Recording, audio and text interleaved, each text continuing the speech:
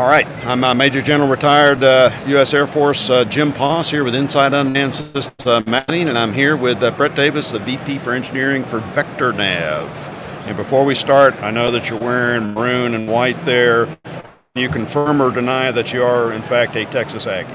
Gig 'em. Okay, I understand all the engineers are from A&M there, so it's all the original program. founders. That's right. Yeah. I had to get that in. I got 2 Aggies in my family, and conservatively about $200,000 into that university. So we're going to plug A&M no matter what.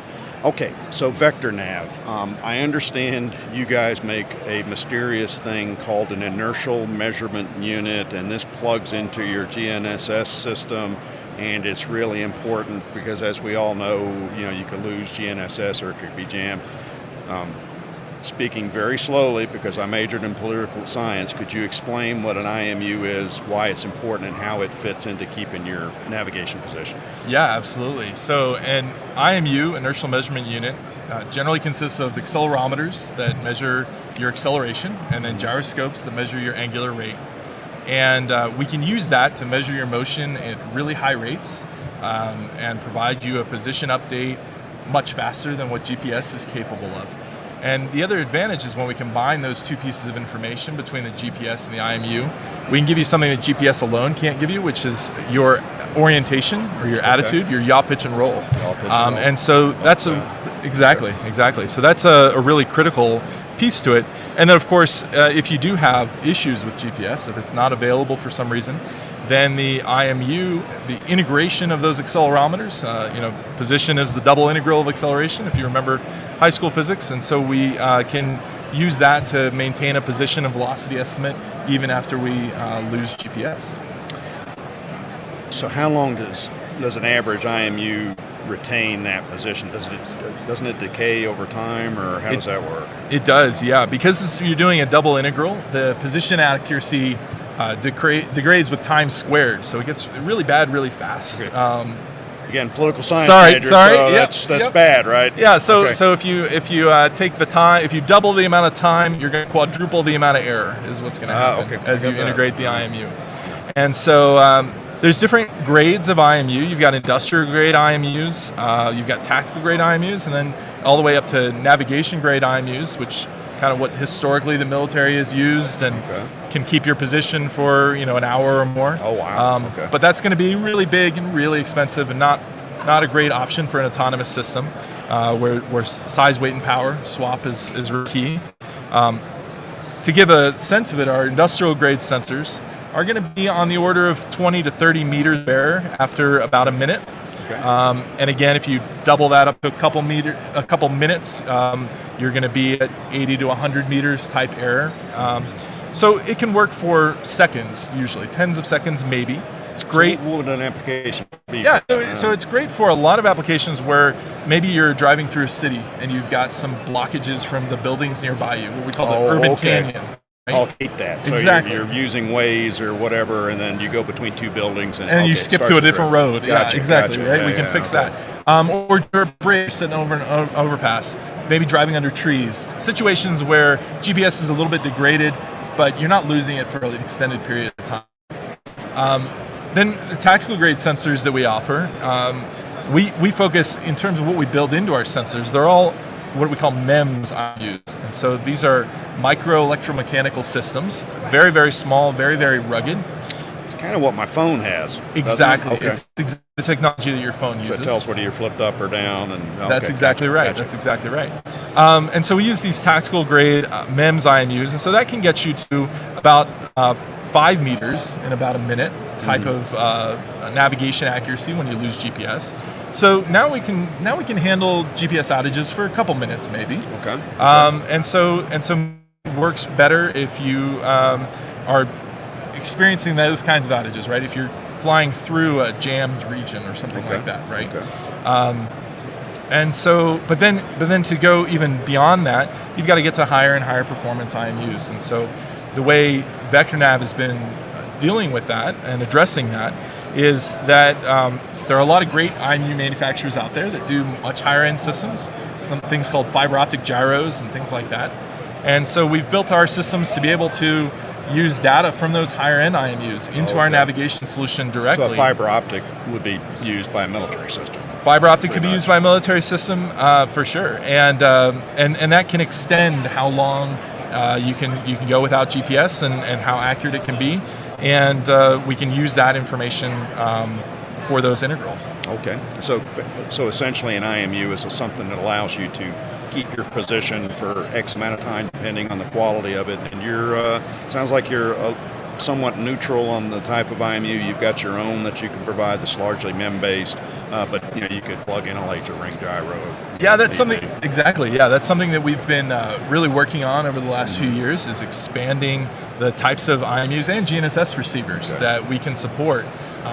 A lot of what VectorNav brings to the table is our navigation filtering expertise, and we found that our customers want to use our navigation solution. They just needed a higher performance sensor than what we could fit into our tiny little boxes, and so we've done that by creating various pieces of software that let us do that. Okay, well that sounds great.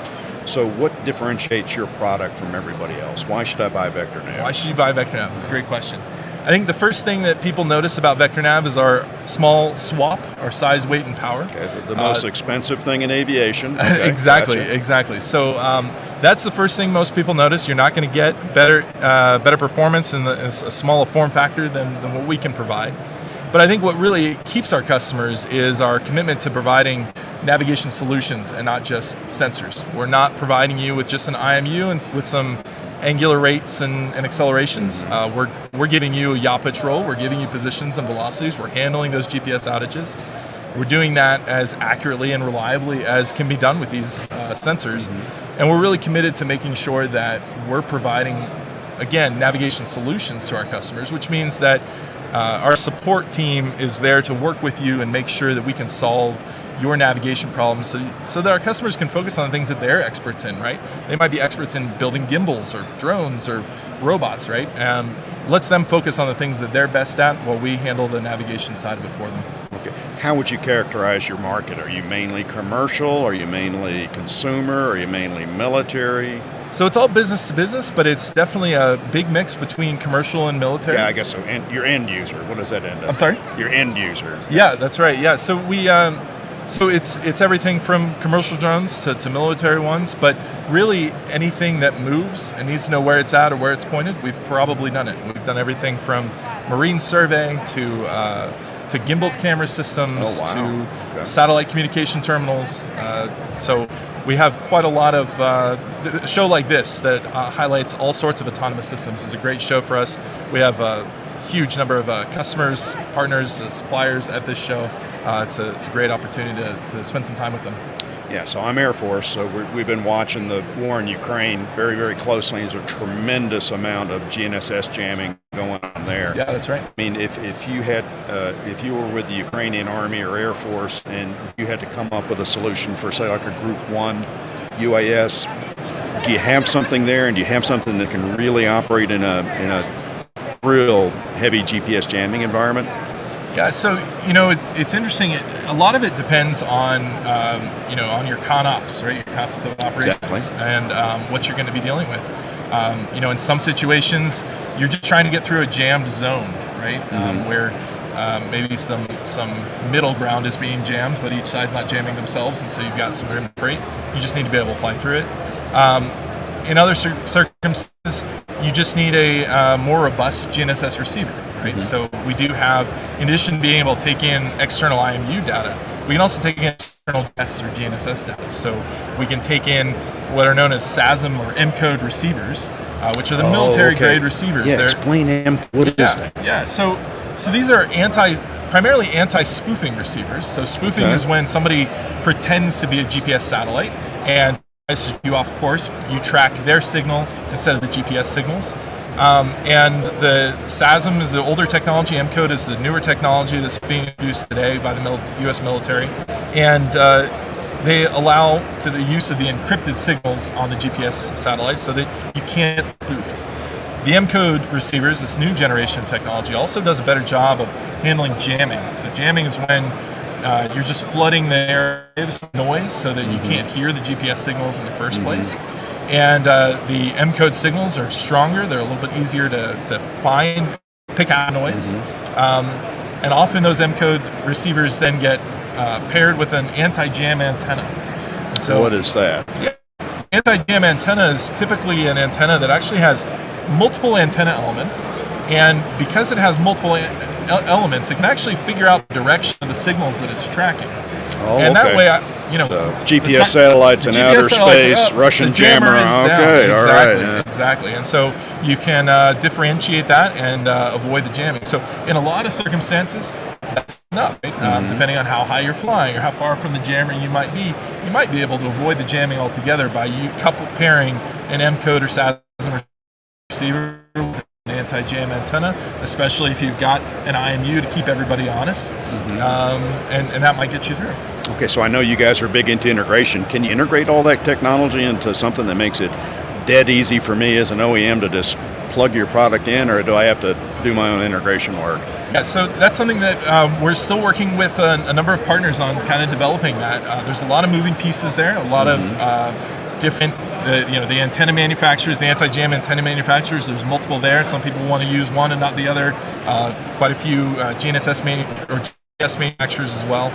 We're trying to make it as simple as we can from an interfacing side of things while allowing for flexibility from the customer to pick and choose the system they're most comfortable with. Okay, so I'm a customer. I'm coming in. I've got a Group 1 UAS that, I'm Ukrainian. I'm going to fly in there. How would I work with you? You like one of those sushi menus where you choose one from column A, one from column B? Or? Yeah, it varies a lot depending on who we're talking to. Some people come in and say, I've already got this GPS receiver and this antenna, and I want to use those. And can you face with that? And then we work through that.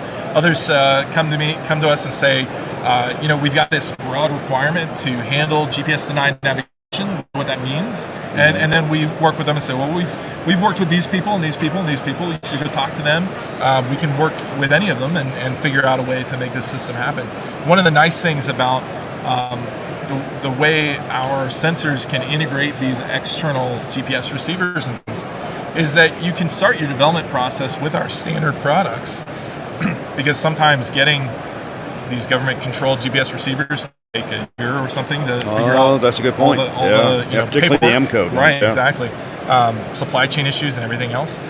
You can start with our commercial-grade receiver. You can do all of your integration and tests, all of our software development. All of our software is still going to work once you add in the M-code receiver, so you can test out the rest of your system. And then when you got that M-code available, or once you get to that stage in development where you need to prove that, you can incorporate that M-code. Nothing changes from the integrator standpoint. They're still just talking to our sensor, and then we can move on from there. I hear a lot about vision systems for true GPS denied territories. Do you have? That's right. Could I integrate a vision system? Where you got your sensors that are looking for a road junction. That's where that road junction is. That's right. Does it work, or did I make that up? That we don't have that just yet. We're working on that with a number of customers. We're looking at things like vision for sure. We're looking at things like LEO satellites and signals of opportunity. Oh yeah, right? I guess quite Air Force is working on that too. That's right. Yeah. LiDAR too. There's a lot of opportunities there. We're taking our time to make sure that whatever we come out with is going to be reliable in a wide range of circumstances, because kind of one of the worst things we can do is tell you we know where we are when we don't. And so we're making sure that we've got systems and partners that we can trust and that are going to give us a great, reliable solution. Okay, so we're starting to get the hook here. Yeah. Was there anything we missed? And I got to apologize. I kind of drove you off a cliff into the military side, and we didn't talk enough about the commercial side. But what did we miss about VectorNav? No, I think we did a great job covering it. I would just say, come talk to us. So one of the things that we've done a lot of work in is a lot of higher-end UAV performance. So things like VTOL systems and catapult launch systems and things like that. Oh, okay. So a lot of these more aggressive aerial maneuvers options. So you're going to survive the shock. We're going to survive the shock. That's one of the great things about MEM sensors. And our algorithms are designed to handle all that. So. Oh, wow, that's fantastic. All right, one final question. Yeah. Will you or will you not sell to the University of Texas at Austin, or do you have standards here? Don't answer that question. All right, VectorNav, folks. Great talking. Thank you so much. Learned a lot. Appreciate it.